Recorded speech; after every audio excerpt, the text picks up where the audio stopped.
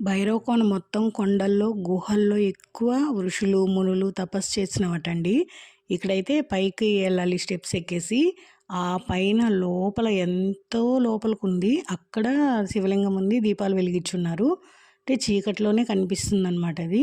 సరిగా వీడియోలో కనిపించలేదు. అంటే చాలా చీకటిగా ఉందన్నమాట.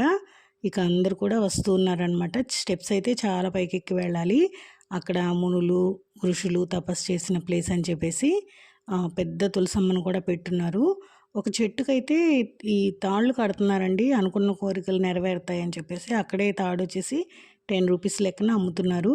ఇంకా ఆ తాడు తీసుకొని ఆ చెట్టు చుట్టూ తిరిగి ఆ చెట్టుకి కట్టి కోరుకోవాలట. మరి ఇంక అందరూ అయితే చేస్తున్నారు అలాగే. మేము కూడా అక్కడ కొంతసేపు ఉండి చూసేసుకొని అక్కడ అన్నీ కూడా ఇక మళ్ళీ రిటర్న్ అయిపోయాము.